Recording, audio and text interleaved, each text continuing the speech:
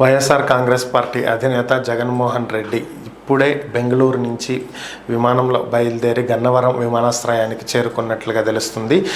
కొద్దిసేపటి క్రితమే ఆయన గన్నవరం విమానాశ్రయంలో దిగారు. రోడ్డు మార్గాన ఆయన తాడేపల్లి నివాసానికి చేరుకుంటారు. మార్గ మధ్యంలో ఆయన మొగల్రాజుపురం వెళ్ళనున్నట్లుగా సమాచారం. ఇటీవల మృతి చెందినటువంటి సీనియర్ పొలిటీషియన్ అడుసుమిల్లి జయప్రకాష్ కుటుంబాన్ని పరామర్శించనున్నారు. వారి కుటుంబ సభ్యులకు జగన్ తన సానుభూతి తెలియజేస్తూ వారి కుటుంబాన్ని పరామర్శించి అనంతరం నేరుగా తాడేపల్లిలోని తన నివాసానికి వెళ్ళనున్నట్లుగా సమాచారం. గ్రామ వార్డు సచివాలయ ఉద్యోగులకు ఏపీ ప్రభుత్వం గుడ్ న్యూస్ చెప్పనుందా అంటే అవుననేటువంటి సమాధానాలే వినిపిస్తున్నాయి. ఈ నెల 10వ తేదీన జరగబోతున్నటువంటి ఏపీ కేబినెట్ సమావేశంలో వాలంటీర్లను తిరిగి విధుల్లోకి తీసుకునేటువంటి అంశం మీద చర్చించనున్నట్లుగా తెలుస్తుంది.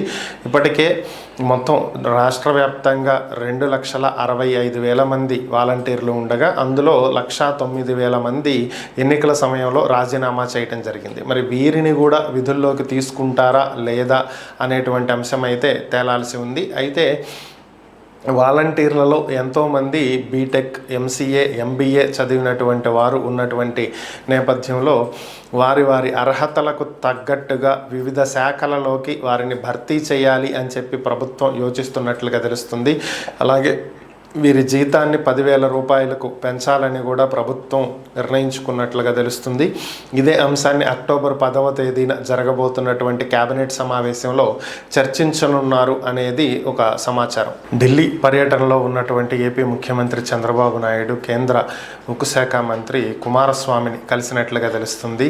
ఈ సందర్భంగా విశాఖ ఉక్కు ప్రైవేటీకరణను నిలుపుదల చేయాలి అని చెప్పి ఆయన విజ్ఞప్తి చేసినట్లుగా తెలుస్తుంది. ఎప్పటి నుంచో విశాఖ ఉక్కుని ప్రైవేటీకరణ చేస్తున్నారు అనేటువంటి వాదనలు వినిపిస్తున్నటువంటి వేళ కార్మిక సంఘాలు నిరసనలు తెలియజేస్తున్న విషయం అందరికీ తెలిసిందే. అయితే దీనికి సంబంధించే చంద్రబాబు నాయుడు కుమారస్వామితో మాట్లాడినట్లుగా తెలుస్తుంది. విశాఖ ఉక్కును ప్రైవేటీకరణ చేయకుండా సెయిల్లో విలీనం చేయాల్సిందిగా కోరినట్లుగా సమాచారం. దీనికి సానుకూలంగా స్పందించినటువంటి కేంద్ర మంత్రి దీనికి తగినటువంటి విధి విధానాలు రూపొందించి చర్యలు తీసుకుంటామని హామీ ఇచ్చినట్లుగా సమాచారం. కూటమి ప్రభుత్వం ఏర్పడిన తర్వాత ఉచిత ఇసుక విధానాన్ని అమల్లోకి తీసుకొస్తామని చెప్పి చెప్పడం జరిగింది. అయితే ఉచిత ఇసుకను అందుబాటులోకి తీసుకొచ్చామని కూడా చెప్పడం జరిగింది.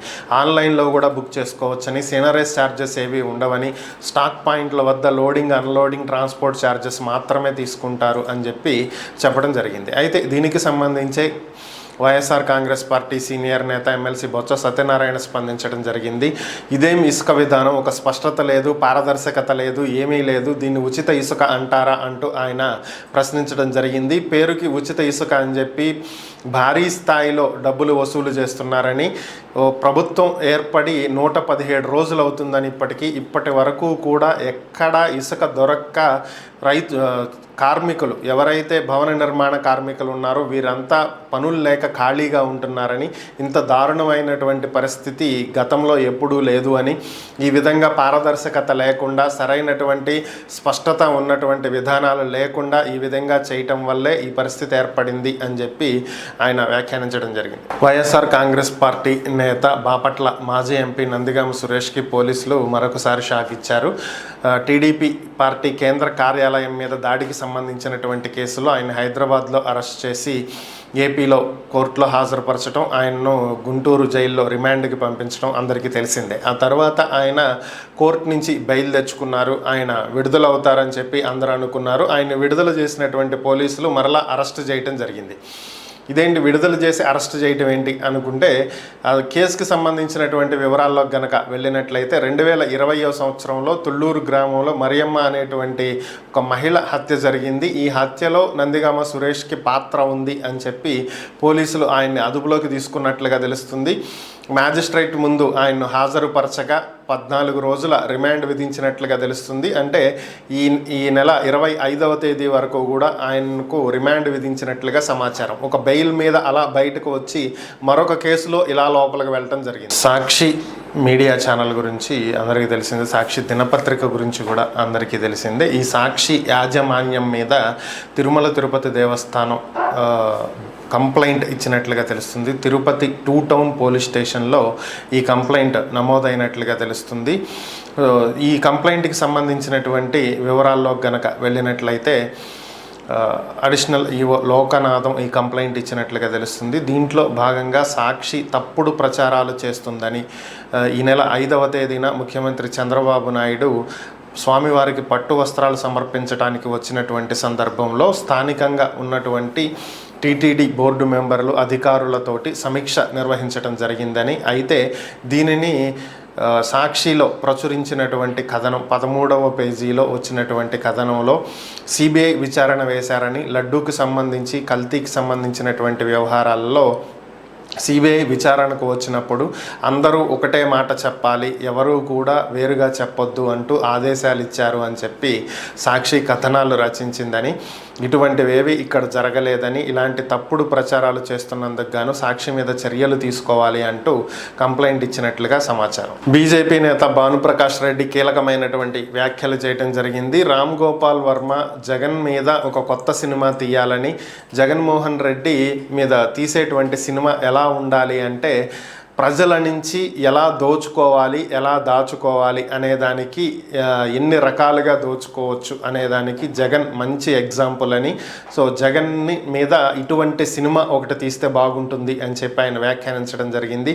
చంద్రబాబు నాయుడు గాలిలో వచ్చిపోయేటువంటి సీఎం కాదని, ప్రజల కోసం పనిచేసేటువంటి వ్యక్తి అని, అలాగే కూటమి ప్రభుత్వం ఇచ్చినటువంటి హామీలన్నింటినీ నెరవేరుస్తుంటే చూసి ఓర్చుకోలేక జగన్మోహన్ రెడ్డి అబద్ధాలు, అసత్య ప్రచారాలు చేస్తున్నాడని, ఎన్నికల తర్వాత జగన్కు మతిస్థిమితం తప్పిందని, అందుకే ఈ విధంగా ప్రవర్తిస్తున్నాడు అని చెప్పి ఆయన వ్యాఖ్యానించడం జరిగింది. సాధారణంగా ఎవరైనా సరే ఉద్యోగులు దేనికోసం పనిచేస్తారు? జీతం కోసం పనిచేస్తారు, అంతే కదా.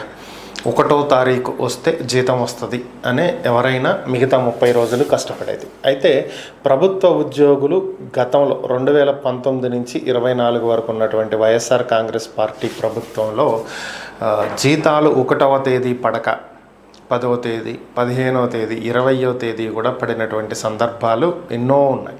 సో వాటిని తీవ్రంగా వ్యతిరేకించినటువంటి ప్రభుత్వ ఉద్యోగులు కూటమికి అధికారాన్ని అప్పగించారు. అంటే వాళ్ళు ఒక్కళ్ళే కాదు, రాష్ట్రంలో ఉన్నటువంటి ప్రజలందరూ కూడా కూటమిని గెలిపించారు. ముఖ్యంగా ప్రభుత్వ ఉద్యోగులైతే ఖచ్చితంగా చంద్రబాబు మరలా అధికారంలోకి రావాలని భావించారు. ఎందుకంటే ఏదేమైనా 1వ తారీఖు జీతాలు పడతాయి కాబట్టి. అయితే ఇప్పుడు ఒక కొత్త విషయం తెర మీదకు వచ్చినటువంటి అంశం ఏంటంటే, గత 2 నెలల నుంచి కూడా జీతాలు లేవు. జీతాల కోసమే 400 కోట్ల రూపాయలు విడుదల చేస్తున్నట్లుగా జీవో విడుదల చేసినప్పటికీ అది జీవోకి మాత్రమే పరిమితమైంది తప్ప నిధులు మాత్రం రాలేదు. ఇంతవరకు 108, 104 సిబ్బందికి ఇంతవరకు జీతాలు ఇవ్వలేదు. మరొక 6500 మంది కాంట్రాక్ట్ ఉద్యోగులకు జీతాలు ఇవ్వలేదు. సచివాలయాల్లో కూడా కాంట్రాక్ట్ ఉద్యోగులకు జీతాలు అందలేదు. సో ఓవరాల్గా పండగలు వచ్చేస్తున్నాయి. వినాయక చవితి అయిపోయింది, మరొక 4-5 రోజుల్లో దసరా వస్తుంది, ఇంకొక 10-15 రోజుల్లో దీపావళి కూడా వస్తుంది.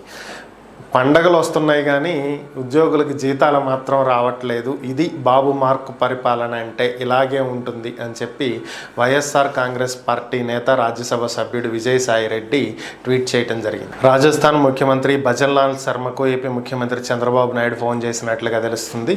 ఏపీ నుంచి పర్యటనకు వెళ్ళినటువంటి న్యాయవాదుల బృందం వెళ్తున్నటువంటి బస్సుకి ఈరోజు తెల్లవారుజామున ప్రమాదం గురవ్వటం. ఈ బస్ యాక్సిడెంట్లో ఏపీకి చెందినటువంటి ప్రముఖ న్యాయవాది శుంకర రాజేంద్ర ప్రసాద్ భార్య శుంకర జ్యోత్స్న మృతి చెందినట్లుగా తెలుస్తుంది. అలాగే పలువురు న్యాయవాదులు కూడా ఈ ప్రమాదంలో తీవ్రంగా గాయపడ్డారని, స్థానిక ఆసుపత్రిలో చికిత్స పొందుతున్నారని తెలిసినటువంటి నేపథ్యంలో ఏపీ ముఖ్యమంత్రి చంద్రబాబు నాయుడు రాజస్థాన్ ముఖ్యమంత్రి భజన్లాల్ శర్మతో మాట్లాడటం జరిగింది.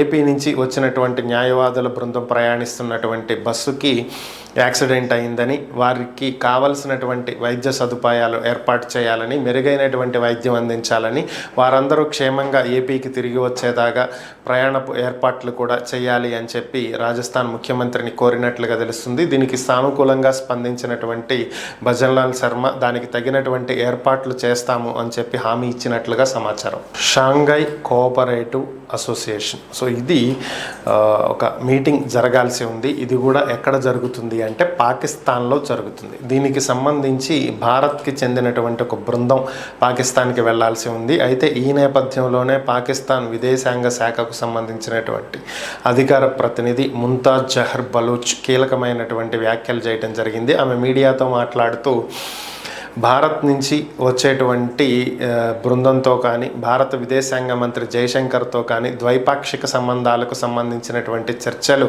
ఉండబోవు అని చెప్పి ఆమె ప్రకటించడం జరిగింది. దీనికి గల కారణాలు ఏంటి అంటే అక్టోబర్ 5వ తేదీన జయశంకర్ ప్రకటించడం జరిగిన ఒక ప్రకటనలో తన పాకిస్తాన్ పర్యటన కేవలం పాక్షికమని, ఎలాంటి చర్చలు ఉండవు అని చెప్పి ఆయన ప్రకటించినటువంటి నేపథ్యంలో అదే తాము కూడా చెప్తున్నామని, భారత్తో ఎటువంటి ద్వైపాక్షిక సంబంధాలకు సంబంధించినటువంటి చర్చలు జరగవు అని చెప్పి ఆమె మరొకసారి స్పష్టం చేయడం జరిగింది.